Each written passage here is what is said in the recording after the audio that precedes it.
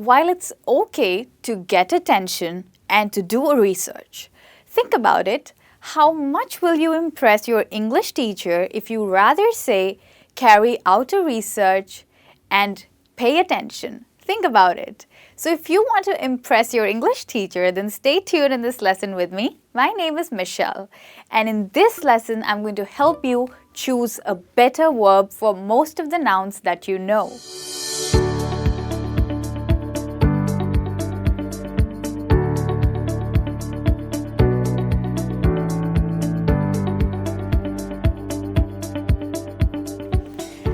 Right, so let's do away with the boring get, make, have and start, and let's get on to the ride of learning better verbs. So the first one that we have with us is to do a crime. Well, you might be saying it, okay? Don't worry, it's not wrong English. It's okay to do a crime, that's correct English. But a better verb for crime would be to commit a crime, okay? Rather than doing a crime. So you would say to commit a crime. Right. And if you want to use it in a sentence, you could say that John didn't think he was committing a crime when he hit Ricky on the head, right?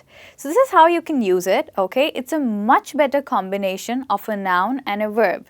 And obviously, you would know that commit is a verb and crime is the noun.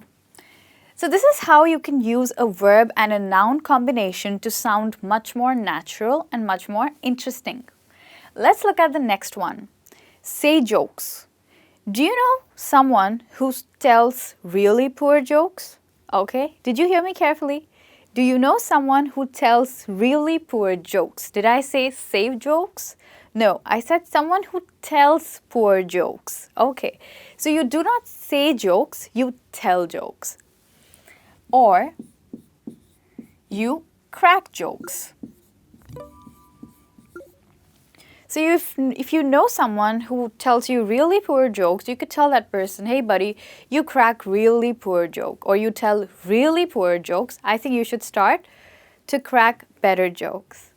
All right, so another noun, okay, noun that you can use with the verb tell is lies. Yes, we often tell lies. We do not say lies, we tell lies. Of course, we all do. Now don't act so sincere and nice like you don't tell any lies. So, tell lies. Or tell jokes or possibly crack jokes. Great. Now let's look at the next one that we have. And this is to get courage. Okay, now this is not wrong, do not worry. It's fine to get courage and be more courageous, and it's awesome to be more courageous. But the point is, here we are talking about a better verb, isn't it? So why don't we say pluck up courage instead of saying get courage? Doesn't that sound much more interesting?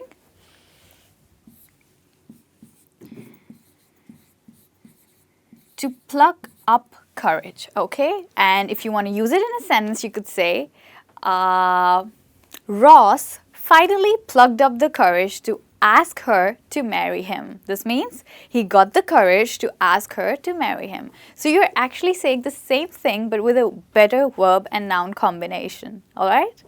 Okay, so the next one that we have is to give attention. I'm sure you're giving attention to this lesson, but it would be much better if you pay attention to me, okay? So you pay attention and you also give attention, but it's much better to pay attention rather than giving attention. So, pay attention. Yes, pay attention and jot down everything that I'm telling you because these are some really good advice for you.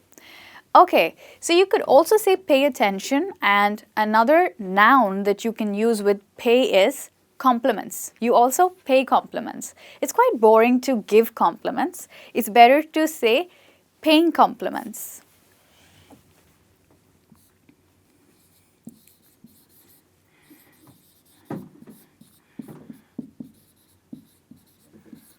So you could say that she paid me a compliment yesterday, okay? Now let's look at the next one that we have. Caused protest. Okay, to cause protest means to lead to protest, okay? When there's a reason, when something leads to a protest. So what about food shortages? Do you think they lead to protests? Yes. So I recently read this headline where it was written that the food shortages in the city triggered protests. Isn't that awesome? Instead of saying caused protests, the newspaper headline said the recent food shortages have triggered protests, which means they have led to protests.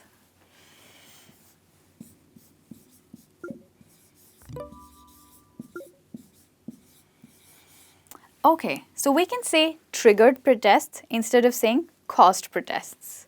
Now let's look at the next one. Yes, you can definitely cause interest in something, okay? But it's better to say generate interest, all right? So if you want to use it in a sentence, you could say, you need to think of new ideas to generate interest in your products, all right? So generate interests.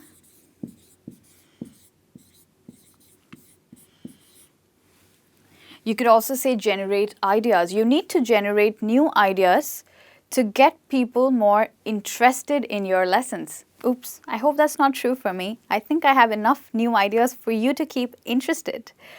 Okay, let's look at the next one that we have. To get injuries. Yeah, we often use to get injuries, but it's much better to say sustain injuries. Okay, and if you want to talk about someone who got injured, you would say that Tom sustained severe injuries in the accident, okay? Which means to experience injuries or to get injuries. All right. Now the next one that we have is to keep a job. Okay, now there are some people who are very bad at keeping a job. But what does it mean to keep a job? So to keep a job means to get hold of a job or to hold a job down, which means not to hop from one job to another. So there are so many people who cannot just work in the same place for a very long time. They keep hopping from one job to another. And if you want to tell them something, you could say, hold a job down, instead of saying keep a job. So you could say that you just cannot hold a job down, which means that you cannot work at the same place for a very long time period. Great. Now we come to the next one, which is to start a conversation. Okay, we really need to do away with starting something. Okay, let's stop starting a conversation and let's start striking a conversation, which is so much more interesting. So we can say strike a conversation.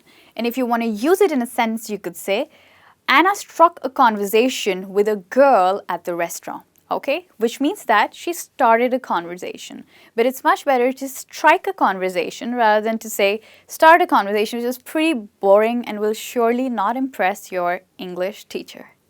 Okay, with that, we move to the last two. Okay, now I want you to pay some attention, okay, and listen to me carefully. All the combinations that we have used here are verb and noun combinations. Okay, which means that the verb comes first and the noun comes second, like this one, strike, which is a verb, and conversation, which is a noun. And this is true for all of these, okay? You can check that for yourself. But in the next two that we have, first comes the noun and then comes the verb. So these are different ways of combining verbs and nouns together. So here comes the noun plus verb. Okay, so let's look at the first one. Fire started. Yes, fire does start, but fire also breaks out, which means that it starts. So broke out if you're talking in the past and breaks out if you're talking in the present. And if you want to use it in a sentence, you could say the fire broke out in the middle of the city. So here, fire is the noun and broke out is the verb. There's another thing which breaks out. You might have heard it in the news. It's a war, okay? A war often breaks out rather than starting. So you could say that a war broke out between the two countries. All right? Okay, with that we come to the last one, and that is a gamble succeeded. So gamble is a huge risk, okay? It's a game where you put all your money at stake in order to win more money, okay? But in real life, gamble means that when you invest something in order to gain something, okay? So it's a huge risk. Sometimes you might lose all that you have invested. But in other cases, you don't lose and you win something in return, something even larger than what you have invested. In that case, the gamble succeeds, okay? But there's a better way of saying this. Instead of saying gamble succeeded, you can say gamble paid off.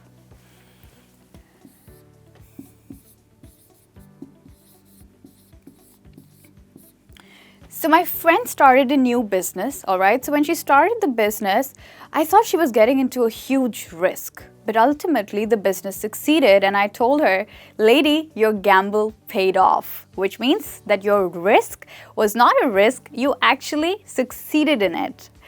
Awesome! So with this, we come to an end of this lesson where we have learned awesome verb and noun and verb combinations. Now you know which verb to choose. So reap the benefit and win the praise of your fluent English. Come back for more lessons with me. This is Michelle signing off. Bye-bye.